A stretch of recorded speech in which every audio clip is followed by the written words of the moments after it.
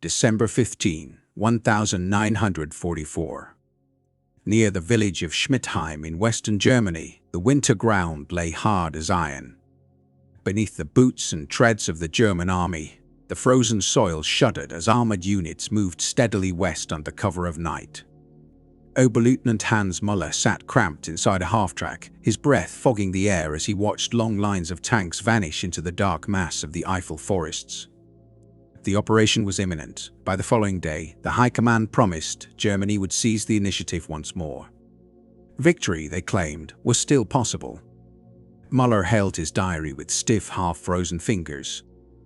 He hesitated before writing, fully aware that any hint of doubt would be enough to condemn him if discovered. Yet the words came anyway. Official briefings spoke confidently of an offensive that would fracture the Allied coalition and force political negotiations. He wanted desperately to accept that vision, but experience told a different story. He had witnessed German cities reduced to rubble by relentless air raids. He knew the state of their supply columns. And now, as they advanced toward Belgium, even junior officers could calculate the risk. Fuel reserves were insufficient to reach the Meuse River, let alone the distant port of Antwerp. The numbers were unforgiving. Though rarely spoken aloud, the truth weighed heavily on every soldier in the column. Along a front roughly 75 miles wide, stretching from Monschau to Echternach, more than 200,000 German troops assembled for what Adolf Hitler had named Unternehmen Wacht am Rhein, Operation Watch on the Rhine. The title itself was deliberately misleading, suggesting a defensive posture along Germany's western frontier. In reality, it masked the Wehrmacht's final and most hazardous attempt to reverse the course of the war in the West. The concept bordered on the unreal. 3 German armies were to punch through lightly defended American positions in the Ardennes, cross the Meuse River, and drive deep into Belgium nearly 100 miles to seize Antwerp. By cutting Allied forces in two, Hitler believed Britain and the United States could be compelled to seek a negotiated settlement. Such an outcome, he argued, would allow Germany to redeploy its remaining strength against the Soviet advance from the east. When Hitler unveiled the plan in mid-November, senior commanders responded with stunned silence. The operation had been devised almost entirely by the Führer himself. Warnings raised by Field Marshal Gerd von Rundstedt and Field Marshal Walter Model were dismissed outright as defeatism. To Hitler, hesitation was betrayal. Among those present was General de Panzertruppe Hasso von Manteuffel, commander of the 5th Panzer Army. A seasoned veteran of the Eastern Front, Manteuffel had earned a reputation for mastering mobile warfare, repeatedly countering Soviet offensives through maneuver rather than brute force. He understood tanks, logistics, and timing perhaps better than anyone in the German High Command. And from the moment he studied the plan, he sensed catastrophe. At the Wolfslayer headquarters, as the briefings continued, Manteuffel's unease deepened. He knew precisely what such an offensive demanded. Success required total surprise, prolonged poor weather to neutralize Allied air power, rapid breakthroughs before American reinforcements could respond, and most critically the seizure of Allied fuel depots. German supply stocks alone could sustain only the opening phase of the attack. Without captured gasoline, the armored spearheads would grind to a halt.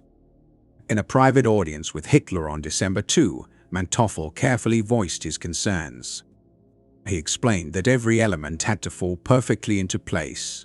Any delay, any failure of weather or logistics would doom the operation.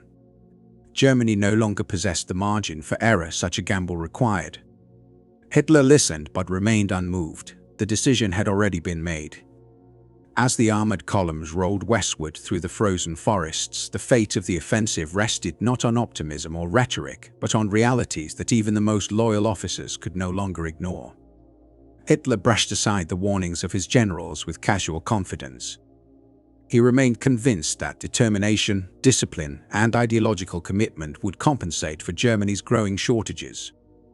In his view, the moral superiority of German soldiers would triumph over any imbalance in equipment or supplies.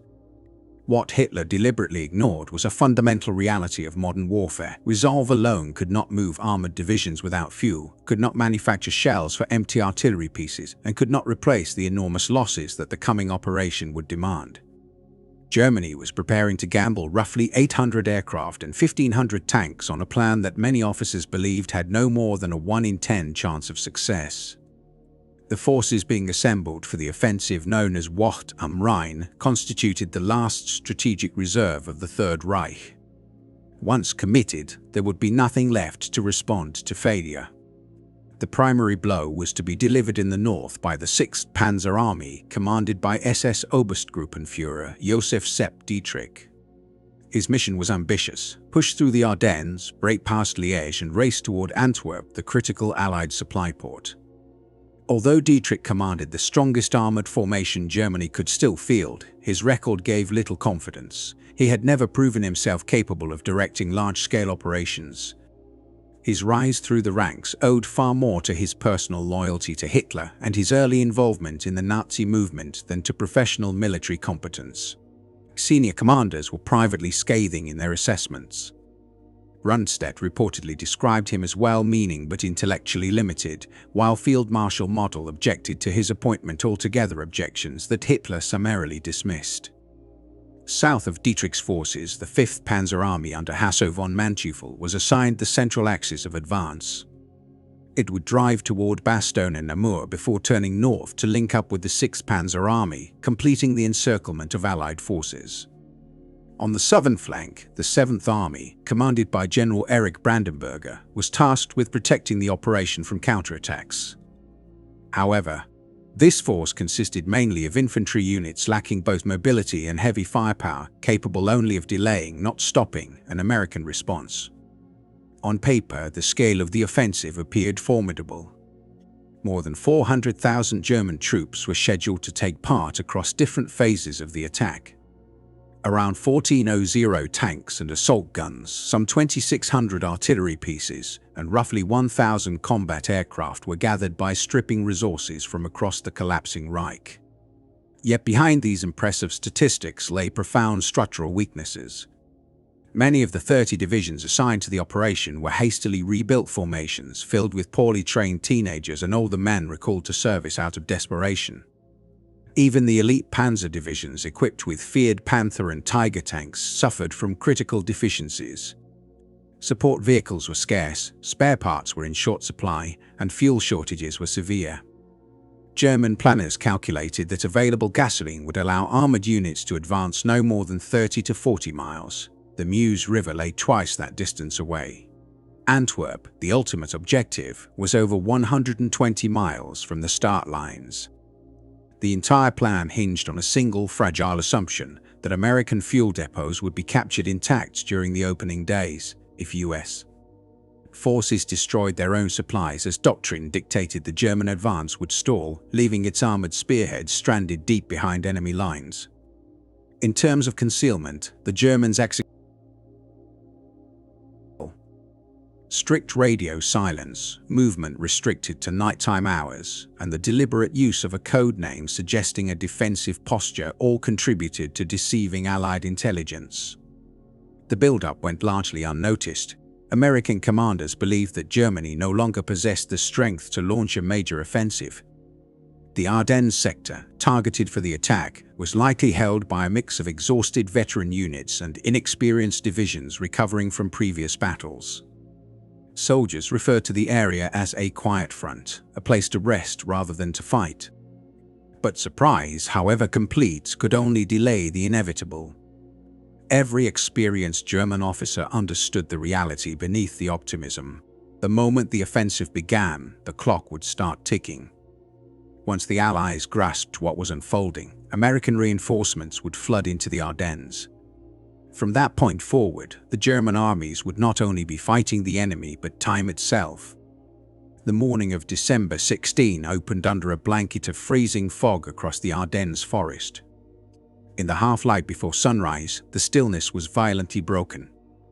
At exactly 5:30 a.m., the German offensive announced itself with overwhelming force as roughly 1,600 artillery guns fired almost simultaneously. For an hour and a half, shells tore into Allied positions, turning quiet woodland into a thunderous battlefield. Among those watching the barrage was Field Corporal Kurt Zimmermann, stationed inside a Panzer IV of the 2nd Panzer Division. Zimmermann was no stranger to artillery. He had survived the colossal bombardments of the Eastern Front, where Soviet firestorms often dwarfed anything seen in the West. Compared to those experiences, this opening attack felt restrained. Still, he observed with a cold sense of approval as American frontline defenses collapsed under the impact. For a moment, doubt gave way to confidence. Perhaps speed, surprise, and raw violence really could decide everything. As the shelling lifted, German infantry surged forward, and Zimmermann's tank jolted into motion behind them. One by one, armored vehicles emerged from the fog, engines growling as they advanced toward Belgium. Inside the turret, Zimmermann glanced at the fuel gauge 3/4 full. On paper, it was enough. Enough to reach the Meuse River, provided there were no delays, no resistance, no breakdowns. Everyone in the column knew how fragile those assumptions were.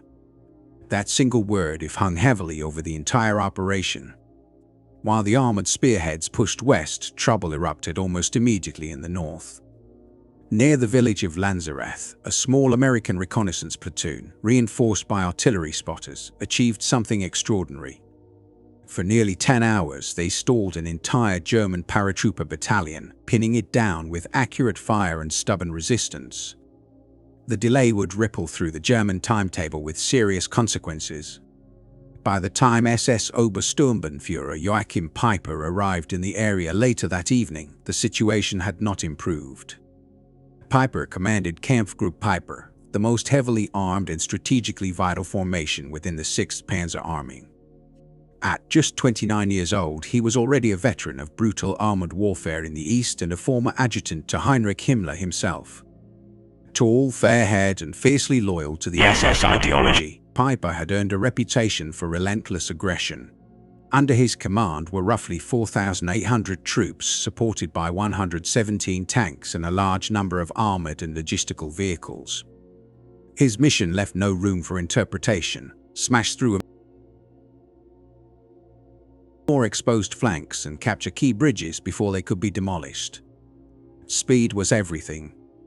Peiper was the tip of the German spear, and the outcome of the entire offensive depended heavily on his momentum. Enraged by the delay at Lanzerath, Peiper chose to act immediately. Just after midnight, he personally led his column forward. His battle group advanced through narrow forest roads, navigating complete darkness as engine noise echoed through the valleys and hills.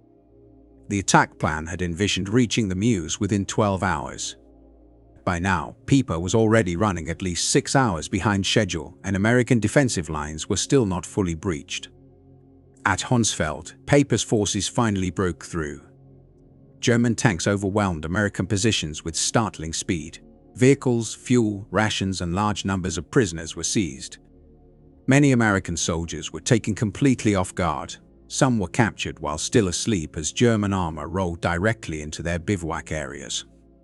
Peiper wasted no time consolidating the area. His units refueled using captured American supply dumps and immediately resumed the westward push. The armored column stretched for miles, a continuous stream of steel threading through the frozen forest, an unstoppable force, at least in theory. Reality, however, soon intervened. The Ardennes road network had never been designed for mass armored movement. Narrow rural roads built for carts and farm traffic became choke points. Tanks, half-tracks, trucks, and self-propelled guns backed up for hours at a time. Engines were left running in sub-zero temperatures, consuming precious fuel while the column sat motionless. What was meant to be a lightning advance began to slow into a grinding crawl. Time, fuel, and momentum each minute lost made the gamble more dangerous. And the further the spearhead pushed forward, the more unforgiving those losses would become. On December 17, near a crossroads outside Malmy at Bonnières, units of the Kilometer Gruppe Peiper encountered an American convoy from Battery B, 285th Field Artillery Observation Battalion. A brief exchange of gunfire ensued, after which the Americans laid down their arms. What followed would leave an enduring mark on the offensive, ensuring that no mercy would be extended. SS troops of the German force rounded up roughly 120 prisoners and drove them into an open field. Machine guns were unleashed upon the captives. Those who survived the first volley and attempted to flee were pursued relentlessly and executed. Wounded soldiers were finished with close-range pistol shots to the head. When the shooting ended, 84 American servicemen were dead in the snow. News of the massacre spread rapidly among nearby units, replacing initial shock with a deep, simmering fury. Soldiers who might have considered surrender in the face of superior German numbers now resisted with extraordinary ferocity. The events at Malmö fundamentally altered the nature of the battle, ensuring that American forces would fight with uncompromising resolve. In a separate sector under Manteuffels' 5th Panzer Army, the German offensive initially achieved more striking results. Manteuffel had successfully argued against a preparatory artillery barrage, opting for a sudden assault that caught the defenders completely off guard. His forces broke through positions held by the 106th Infantry Division, surrounding 2 entire regiments. Over the next several days, nearly 900 Americans surrendered, marking the largest mass capitulation of US troops in the European theater during the war. Manteuffels' armored units then surged toward critical road junctions at Sandvith and Bastonia, the linchpins of the Ardennes road network. Quick capture of these towns could potentially open the path toward the Meuse River without obstruction.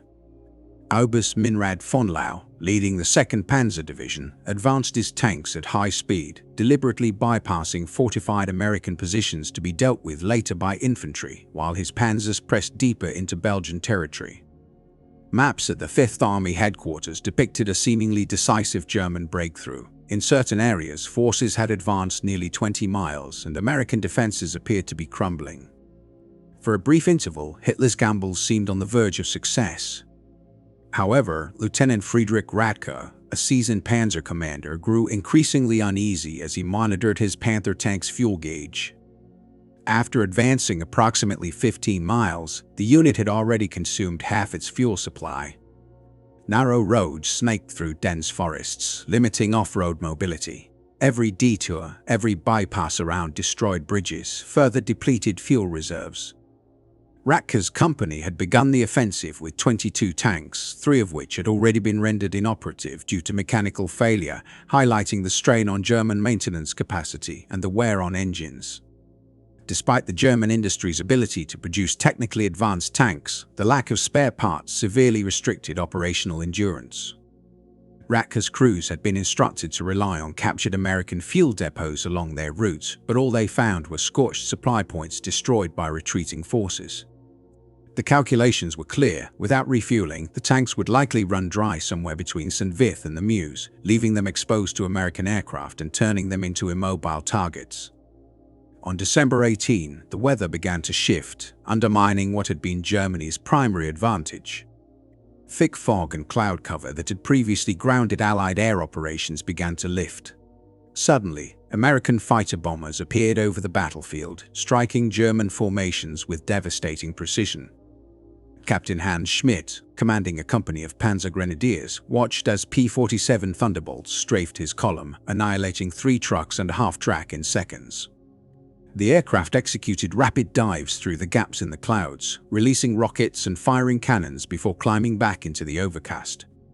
The German advance, initially so promising, now faced the compounded challenges of fuel shortages, deteriorating weather, and relentless air attack, signaling a sharp turn in the fortunes of the offensive. German ground forces soon discovered that the sky no longer belonged to them. With almost no effective air defense, they became easy targets. The Luftwaffe had assured commanders that fighter protection would be available, yet only a handful of German aircraft ever appeared. What remained of Germany's air strength had been diverted to other missions, and crippling fuel shortages meant that even available planes could rarely take to the air. In contrast, American aircraft grew increasingly dominant. Fighter bombers roamed freely over roads and columns, striking German convoys with devastating accuracy. Vehicles burned where they were hit, turning supply routes into graveyards of twisted metal. Each air attack forced advancing units to scatter, hide, and wait, repeatedly disrupting momentum and draining morale. Near the village of L'Église, the situation for Kampfgruppe Piper had become catastrophic.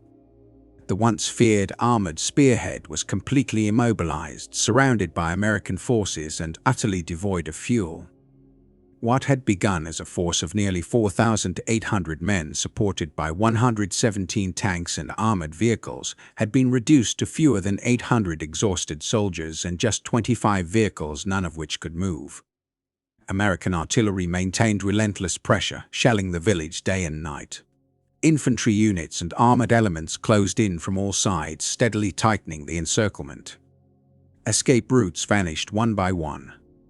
On December 22, a last-ditch Luftwaffe resupply mission attempted to save Piper's trapped force by dropping fuel and ammunition from the air. The effort failed almost completely. Scattered by wind and enemy fire, nearly 90% of the supplies landed outside German-held territory. The few crates that reached friendly ground were far from sufficient. Recognizing the hopelessness of the situation, Piper radioed higher command with a desperate request, permission to abandon the vehicles and attempt a breakout on foot. The message traveled up the chain, reaching SS General Sepp Dietrich, who passed it on to Hitler himself. The response arrived the following day and was unequivocal. Piper was ordered to hold his position. Reinforcements, he was told, were on the way. Piper knew this promise was an illusion. American forces controlled every road and approach. No relief column could reach them. His men were down to their final rations. The wounded lay hidden in cellars with almost no medical supplies, their condition worsening by the hour. On the night of December 23, defying orders, Piper made his decision. Under cover of darkness, approximately 800 survivors abandoned their tanks, artillery, and transport vehicles. Moving silently through forests and fields, they slipped through American lines on foot. Days later, the remnants of the unit staggered back into German-held territory. Kampfgruppe Piper, once the most powerful armored formation of the entire offensive, had been effectively annihilated without securing a single decisive objective. The same pattern of failure unfolded across the front. At St. Vith, American defenders resisted far longer than German planners had anticipated, blocking vital road networks until December 21 and delaying the entire timetable of the offensive. To the north, at Elsenborn Ridge, the U.S. 2nd and 99th Infantry Divisions established a rock-solid defensive line. Their resistance forced the 6th Panzer Army into narrow corridors where concentrated American artillery devastated German infantry attempting to advance. Farther south, Bastogne became another critical obstacle. The 101st Airborne Division arrived just in time to deny the Germans control of the town, transforming it into a heavily defended stronghold. Wave after wave of German attacks failed to dislodge the defenders. On December 22, Lieutenant General Heinrich Freiherr von Leutwitz, commander of the 47th Panzer Corps, issued a formal demand for surrender to the American forces in Bastogne. The response from Brigadier General Anthony McAuliffe was a single-word one that would echo through military history: nuts. When confused German officers asked for an explanation, they were bluntly informed that it meant nothing less than "go to hell." The 101st Airborne held Bastogne throughout Christmas, even as German armored units attempted to bypass the town and push westward. But Bastogne was more than a symbolic target. The roads that radiated outward from the town were essential for supply, coordination, and reinforcement. Without control of Bastogne, the German advance could not be sustained.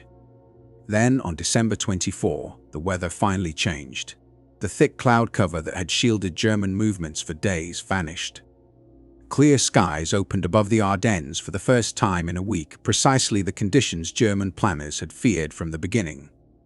And with the skies clear, American air power was about to return in full force.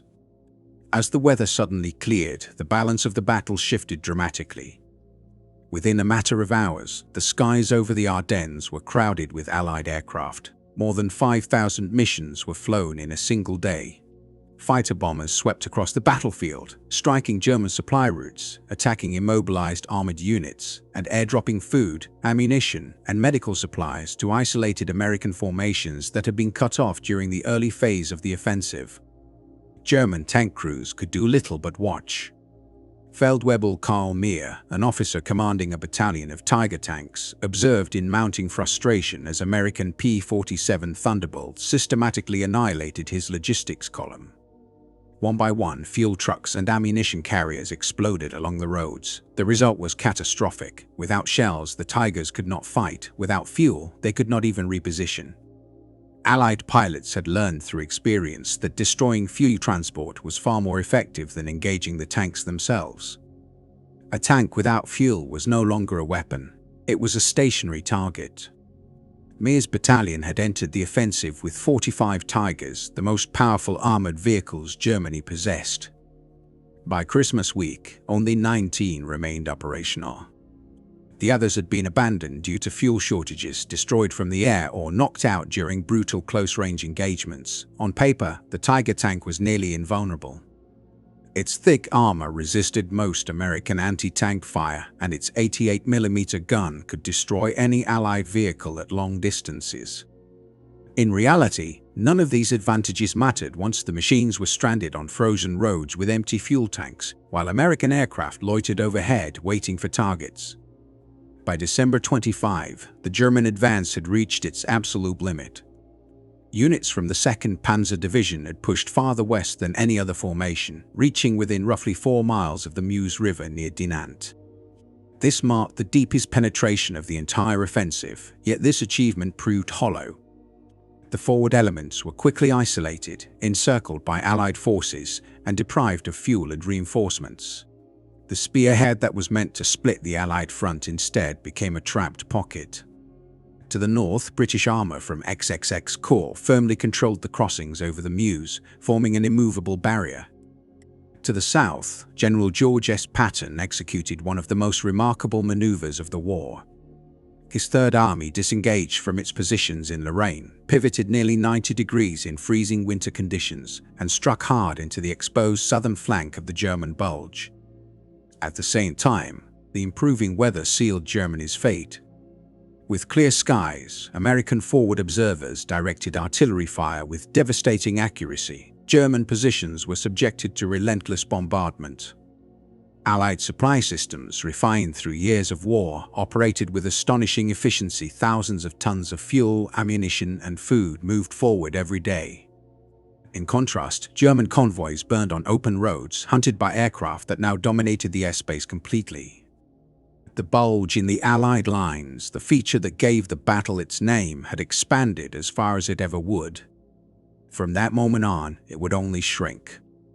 Near Bastogne, Hauptmann Otto Krebs, commander of a Panzer Grenadier Company, spent Christmas Day huddled in a frozen foxhole, trying to understand how everything had unraveled. The Germans had achieved surprise. They had shattered American frontline positions and advanced as much as 30 miles in certain sectors. By all pre-war calculations, the Americans should have collapsed, yet they did not. Instead, every village became a strong point. Every road junction turned into a battlefield. Krebs's company had begun the operation with 160 soldiers. Only 48 were still capable of fighting. The rest were dead, wounded, or missing. Mortar ammunition was gone. Rifle rounds were nearly exhausted. Resupply was impossible. American aircraft ruled the roads by day, and even movement at night was perilous. Their Christmas meal consisted of frozen bread and thin, bitter coffee. From his position, Krebs could hear American artillery firing without pause. The steady rhythm of incoming shells reflected a logistical system that seemed limitless. Krebs had previously fought on the Eastern Front and had witnessed Soviet offensives that overwhelmed German defenses through sheer mass and numbers. What he faced now felt fundamentally different. The Americans fought with coordination and precision: infantry, tanks, artillery, and aircraft working in seamless cooperation. Just as importantly, their soldiers were consistently supplied, well-equipped, and supported by a logistical machine unlike anything Germany could match. At higher headquarters, denial slowly gave way to reality. Field Marshal Walter Model and General von Rundstedt repeatedly urged permission to withdraw, warning that continued resistance would result in encirclement and total destruction of German forces in the salient. Their requests were rejected. Adolf Hitler refused to accept failure. He ordered renewed attacks toward the Meuse, insisting that victory remained possible if commanders demonstrated sufficient resolve. The illusion ended on December 26. That day, elements of Patton's 4th Armored Division broke through German lines and reached Bastogne. A supply corridor was opened almost immediately. Trucks poured into the town, delivering ammunition, fuel, food, and reinforcements. What had been a besieged defensive position was rapidly transformed into a launch point for Allied counteroffensives. From that moment onward, the outcome of the battle was no longer in doubt. By late December 1944, General Monteuffel's armored formations had already pushed past Bastogne, dismissing it as a minor obstacle defended by little more than a token force. That assumption soon proved disastrous. Instead of an insignificant outpost, the Germans discovered a hardened American stronghold now firmly established behind their lines. This unexpected resistance threatened vital supply routes and blocked key roads that German units would later desperately need for withdrawal. The new year opened with what would become the Luftwaffe's last large-scale offensive of the Second World War. On January 1945, Germany launched Operation Bodenplatte, a massive surprise assault aimed at crippling Allied air power. More than 900 German aircraft took off before dawn, striking airfields across Belgium and the Netherlands. Hundreds of Allied planes were caught parked on runways, and nearly 200 were destroyed in the opening hours. For a brief moment, it appeared as if Germany had regained its ability to deliver a decisive blow. That illusion did not last. When the surviving aircraft returned, the true cost became painfully clear. The Luftwaffe had lost roughly 280 planes in a single day. Even more devastating was the loss of over 230 pilots killed, wounded, captured, or missing. Among them were squadron leaders, wing commanders, and veteran airmen whose experience could not be replaced. The Allies repaired their losses within days. Germany never would. General Johannes Steinhoff, one of the Luftwaffe's most successful fighter aces, watched aircraft land one by one, each return deepening the realization that the gamble had failed. Everything had been placed on a single roll of the dice and the Luftwaffe had lost. From that point forward, German ground forces would fight without effective air protection, relentlessly harassed by Allied fighter bombers whenever weather permitted. On the ground, the German offensive had carved a massive protrusion into Allied lines nearly 60 miles deep and 40 miles wide at its base. Yet, despite the scale of the advance, none of its strategic goals had been achieved. The Meuse River remained firmly under Allied control. Antwerp was never threatened. Allied armies were neither divided nor encircled. Most critically, the operation consumed Germany's final strategic reserves. Men, armor, fuel, and ammunition resources gathered with enormous effort over many months were spent in a matter of weeks. Entire panzer divisions committed to the Ardennes emerged shattered beyond recovery. Replacement troops did not exist. Tank production could not keep pace with losses. Fuel stocks were gone. On January 3, American forces launched coordinated counteroffensives from both north and south, designed to close the Bulge and encircle the German units inside. Hitler delayed retreat orders far too long. When he finally authorized a limited withdrawal on January 8, the chance for an orderly disengagement had already vanished. What followed was a brutal fighting retreat. German units pulled back under constant pressure, conducting desperate rearguard actions as American ground forces advanced and Allied aircraft struck whenever skies cleared. Lieutenant Hans Weber, a tank commander in the 9th Panzer Division, captured the final phase of the campaign in letters that were never sent. These writings, recovered after his death in February 1945, offer a stark window into the collapse. We are burning and destroying our own vehicles because there is no fuel to move them. Roads are filled with abandoned guns, tanks, and trucks. The Americans pursue us without pause. When the clouds lift, their aircraft appear instantly. Their artillery finds us wherever we go. We began this offensive believing it could change the war. Now we fight only to escape the trap we built with our own hands. No one speaks of victory anymore. We speak of survival, of reaching the Siegfried Line alive, of finding shelter from shells and bombs, of enduring what we all know is the beginning of the end. We wagered everything in the Ardennes, and we lost. Germany has no reserves, left no fuel, no strength, no illusions. The Russians advanced from the east, the Americans and British from the west. And we have spent our last strength on an attack that achieved nothing except to hasten our destruction. By January 25, 1945, German forces had been pushed back to their original starting positions. The Battle of the Bulge was over. The numbers revealed the scale of the disaster. Germany committed roughly 400,000 soldiers to the offensive. Between 80,000 and 100,000 became casualties, killed, wounded, or missing. Approximately 12,000 were dead. More than 600 tanks and assault guns were destroyed, losses that German industry could not replace. Hundreds of aircraft and many of the Luftwaffe's last experienced pilots were gone forever. Fuel reserves, painstakingly accumulated over months, were completely exhausted. Artillery ammunition carefully stockpiled for the attack had been fired away. With the Ardennes offensive, Germany lost the ability to conduct any future operation of comparable scale. American losses were severe, about 81,000 casualties, including nearly 19,000 killed. Yet, unlike Germany, the United States could absorb these losses. New divisions arrived daily from across the Atlantic, along with fresh equipment and unlimited supplies. The fallen were mourned, but American military power remained undiminished. For Germany, every loss was permanent. Strategically, the offensive delayed the Allied crossing of the Rhine by roughly 6 weeks. But it also weakened Germany at a critical moment elsewhere.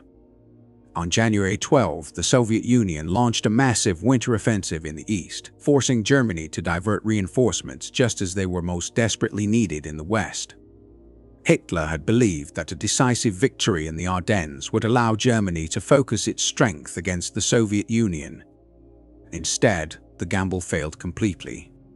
The Battle of the Bulge did not change the course of the war, it confirmed its outcome. Germany's final reserves had been spent, its air force broken, its armored strength shattered. What remained was only retreat, collapse, and the inevitable end. The Ardennes operation ultimately drained Germany of forces that were urgently required on the Eastern Front, while delivering no meaningful strategic gain in the West. As German armored and infantry units became trapped and destroyed in the forests of Belgium, the balance of power elsewhere shifted decisively. When the Red Army launched its massive Vistula-Oder offensive, it faced German defenses that had been stripped of strength and cohesion. Soviet forces surged forward at an extraordinary pace, advancing roughly 300 miles in just 3 weeks and reaching the Oder River less than 50 miles from Berlin itself. The armored divisions shattered during the Ardennes fighting might not have halted this Soviet advance, but they could have delayed it and increased its cost. Instead, their wreckage remained scattered across the Ardennes landscape, silent evidence of a catastrophic miscalculation at the highest levels of command. One of the German officers involved, General Hermann Gessner, who had led a Volksgrenadier division during the offensive, later composed a comprehensive after-action report. That document was never officially submitted. By the time Gessner completed his analysis, Germany's military command structure had effectively ceased to function. There was simply no authority left to receive or evaluate such assessments. Gessner's conclusions were striking in their honesty. He argued that the Ardennes offensive collapsed because it rested on a chain of assumptions that were fundamentally disconnected from reality. German planners expected complete operational surprise, and for a brief moment they achieved it. They anticipated prolonged poor weather that would immobilize Allied air power, which occurred, but only for about a week. They believed rapid armored movement would prevent American reinforcements from arriving, overlooking the fact that the region's narrow roads were built for agricultural traffic, not massed tank columns. Logistics proved even more disastrous. German forces assumed they would capture sufficient American fuel supplies to sustain their advance. In practice, those supplies were either destroyed by retreating US units or lay beyond reach.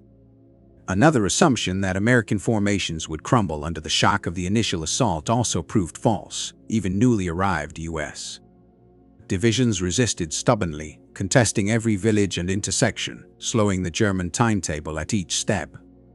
Most dangerously, German leadership believed that determination and ideological resolve could compensate for overwhelming material shortages. Courage was treated as a substitute for fuel, morale as a replacement for ammunition, and willpower as a counter to total Allied air dominance. At the deepest level, Gessner concluded, the offensive rested on the belief that if Hitler ordered an attack, success was inevitable. This was not strategy, it was wishful thinking elevated to doctrine. The result was the destruction of Germany's last forces capable of meaningful national defense. The consequences extended far beyond the Ardennes battlefield. The 6th Panzer Army, which had gained little despite enormous losses, was redeployed to Hungary for one final attempt to reverse Germany's fortunes. In March 1945, it launched an offensive near Lake Balaton against well-prepared Soviet positions. The attack failed completely, and the 6th Panzer Army was effectively annihilated. Several senior commanders survived the war but faced vastly different fates. Sepp Dietrich was prosecuted for war crimes at the Malmedy trials and initially sentenced to life imprisonment, later reduced.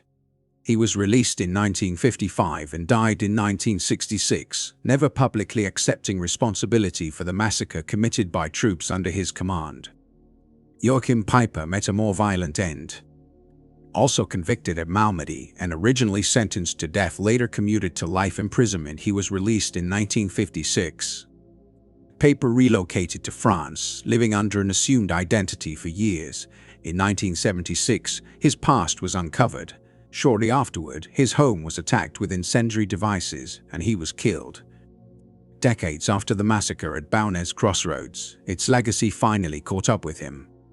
Hasso von Manteuffel survived the conflict, surrendered to British forces, and served only a brief prison sentence.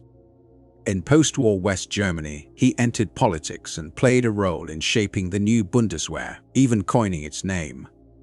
He later lectured at the United States Military Academy at West Point, where he analyzed the Ardennes campaign from a professional standpoint, emphasizing how American adaptability, logistics, and command flexibility neutralized German armored doctrine. In interviews conducted during the 1970 seconds, Manteuffel spoke with unusual frankness. From a purely military perspective, he admitted, the Ardennes attack was indefensible. Germany lacked the fuel to reach Antwerp, lacked the air power to protect advancing columns, and lacked the reserves needed to exploit any breakthrough. While the operation succeeded tactically by achieving surprise and piercing American lines, it failed at the operational level because the advance could not be sustained. Strategically, it was meaningless. Even a hypothetical capture of Antwerp, an outcome Manteuffel himself described as impossible, would not have forced the Allies into negotiations or altered the war's outcome. By the winter of 1944, Germany had already lost the war. The Ardennes offensive did not change that reality, it merely hastened the final collapse. The Battle of the Bulge stands as one of the clearest examples in modern military history of how battlefield skill can be rendered meaningless by strategic reality. On the ground, German units often performed effectively. Infantry formations advanced with discipline under extreme conditions. Armored crews demonstrated confidence and technical competence in localized clashes. Commanders managed to coordinate complicated maneuvers despite shortages, poor weather, and collapsing infrastructure. Yet none of these factors altered the outcome, because Germany no longer possessed the economic strength, logistical backbone, or material reserves required to sustain a large-scale offensive. At a tactical level, German forces frequently proved dangerous and resilient. At the strategic level, the war had already been decided. The American army entered the Ardennes campaign unprepared for the scale and timing of the German assault. Several units were caught off guard, positions were overrun, and casualties mounted rapidly in the opening days. However, what followed revealed a fundamental imbalance between the two sides. Within a remarkably short time, Allied command transformed shock into coordinated response. Under Eisenhower's direction, divisions were redeployed across vast distances, command responsibilities were reshuffled, and defensive gaps were sealed with overwhelming force. This flexibility was not accidental. It was the product of an industrial system and organizational structure designed for sustained war. American logistics functioned on a scale Germany could no longer imagine. Despite frozen roads, destroyed bridges, and constant combat, thousands of tons of supplies reached the front every day. Lost tanks were replaced almost immediately. Destroyed vehicles were substituted with new ones rolling straight from factories. Ammunition expenditure, no matter how intense, never threatened operational paralysis. The American war economy absorbed losses as if they were temporary inconveniences.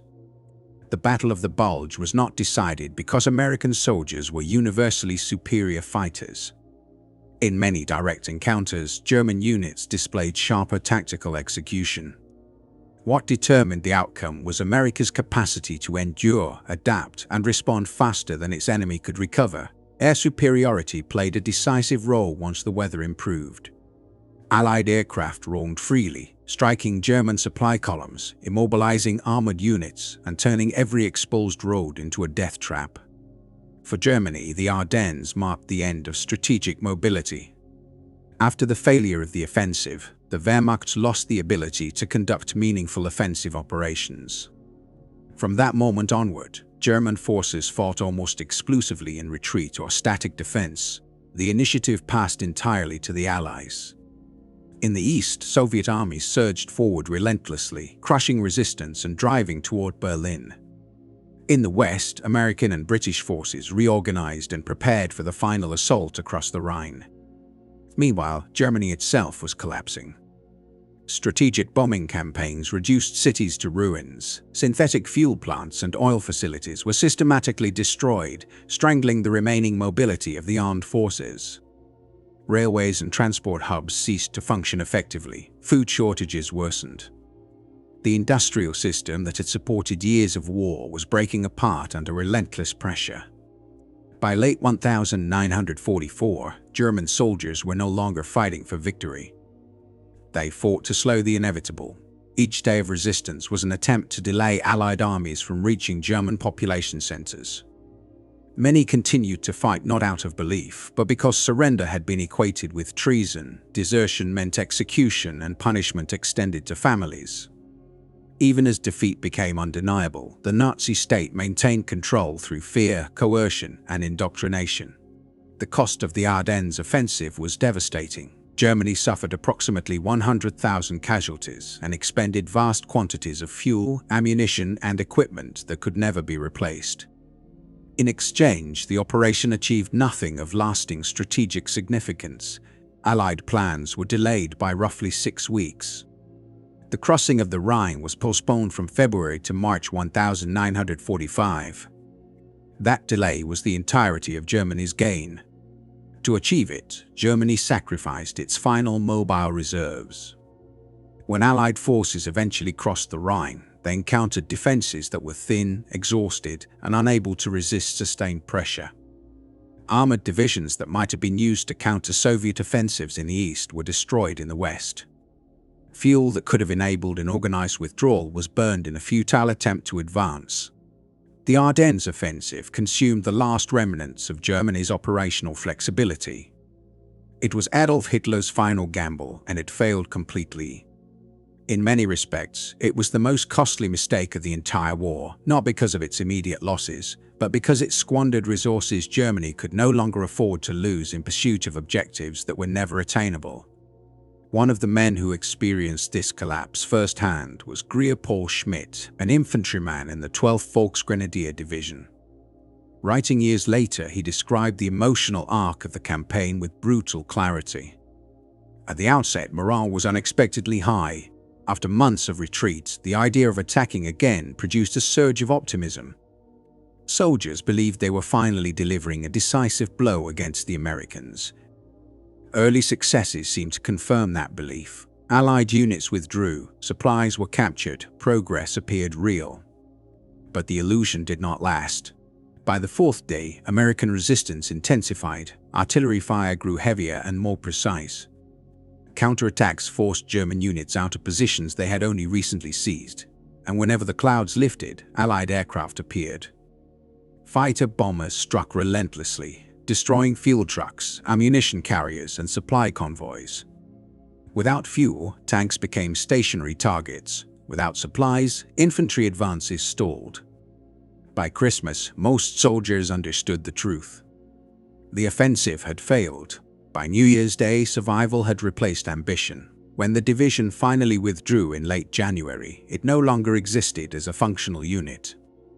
Fewer than one-third of the men who had crossed the line of departure on December 16 returned to German territory.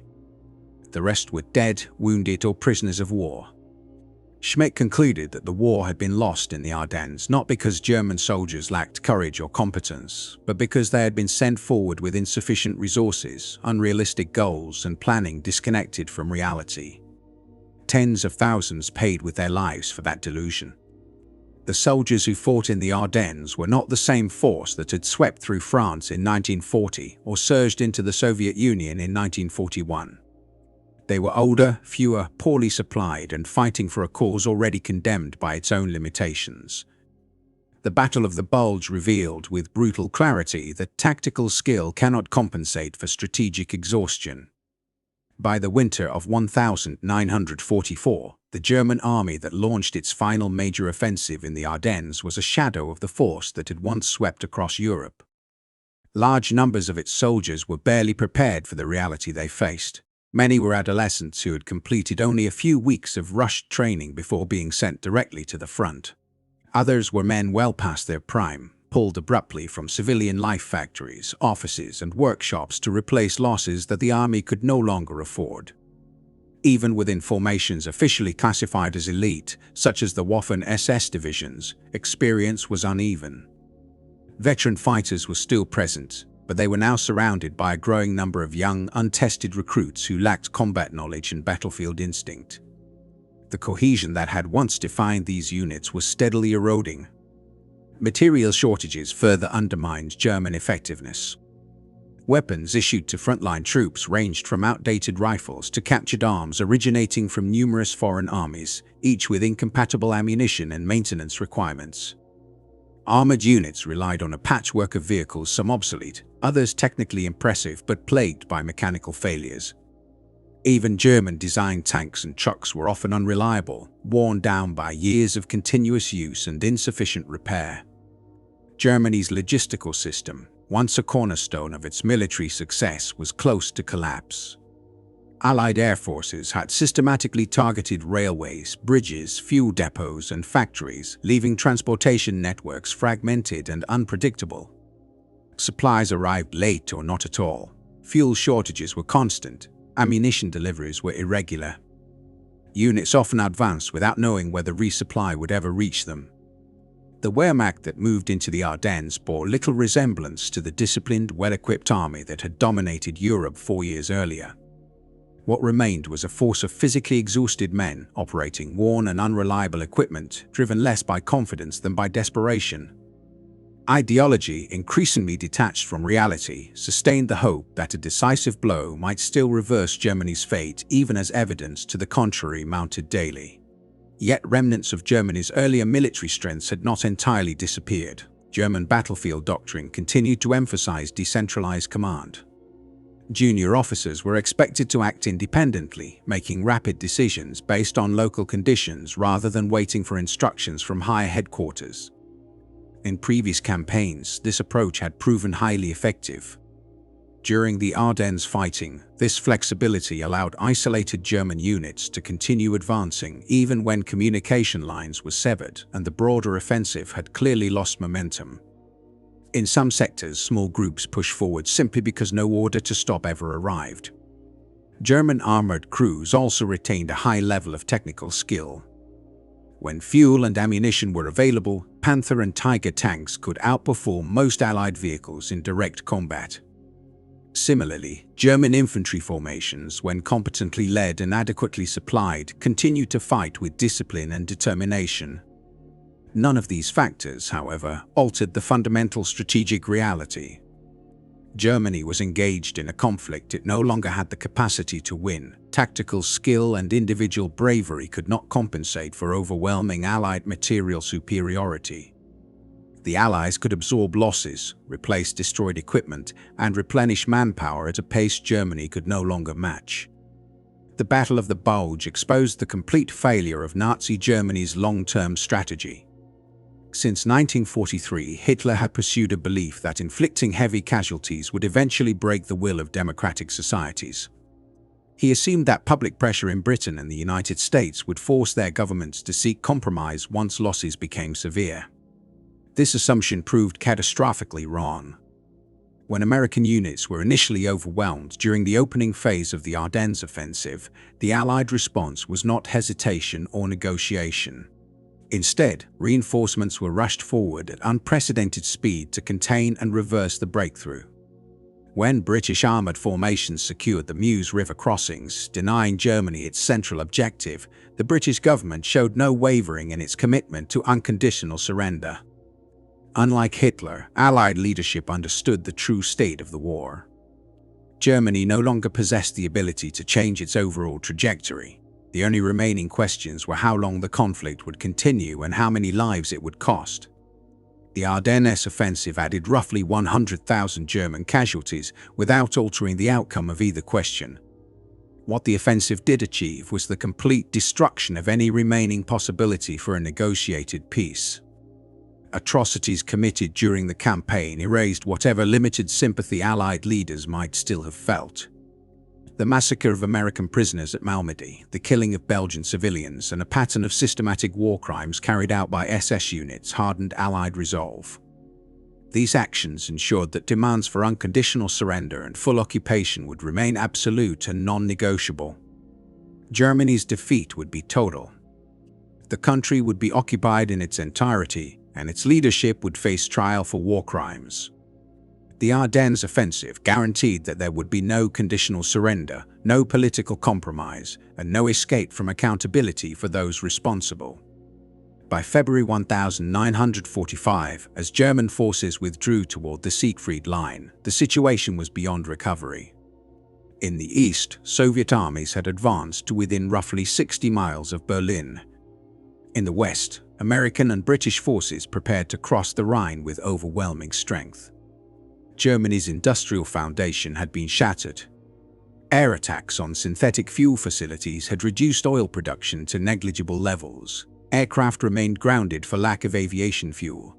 Tanks were immobilized, dug into defensive positions because gasoline to maneuver no longer existed. Cities were devastated by continuous bombing. Railways and roads lay in ruins. The economy was collapsing, and food shortages grew increasingly severe. The Nazi regime maintained control through fear alone. Soldiers were executed for expressions of defeatism. Civilians were publicly hanged for suspected disloyalty. Germany had transformed into a state sustained by terror, continuing a war that could only end in destruction. The country could not surrender because its leadership preferred annihilation to admission of failure. It could not win because victory had long since become impossible. The soldiers who returned from the Ardennes carried a grim understanding with them. They had witnessed the vast industrial power of the United States. They had endured the relentless pressure of Allied air supremacy. They understood that defeating an enemy capable of replacing losses faster than Germany could inflict them was no longer conceivable. Some continued fighting out of loyalty to their comrades. Others fought because refusal meant death at the hands of their own regime. But by early 1945, for many of them, the truth was unmistakable: Germany was finished. Many German soldiers continued to fight not because they believed in victory, but because years of ideological conditioning had eroded their ability to question orders. Independent judgment had been replaced by obedience, even when the consequences were clearly catastrophic. Only a small minority still imagined that the war could somehow be reversed. By the winter of 1944, that hope rested entirely on a single gamble: the offensive through the Ardennes. That gamble failed. The Ardennes operation represented Germany's final attempt to seize the initiative. When it collapsed, the nature of the war changed permanently. From February 1945 onward, German forces no longer fought to win. They fought to delay. Battles became defensive struggles, rearguard actions, and desperate urban holds, often in cities that would be reduced to rubble in the process. Although the conflict dragged on for another 3 months, the conclusion had already been decided. Germany's defeat was no longer a possibility, it was a certainty. Occupation, division, and the destruction of the Nazi state were inevitable. Yet millions more would die before the end, sacrificing their lives not for victory, but for a temporary postponement of the unavoidable. Seen from the German side, the Battle of the Bulge was not merely a military campaign. It was a demonstration of self-deception. It revealed a leadership that refused to acknowledge reality and instead demanded the impossible from exhausted soldiers using insufficient men, fuel, and equipment.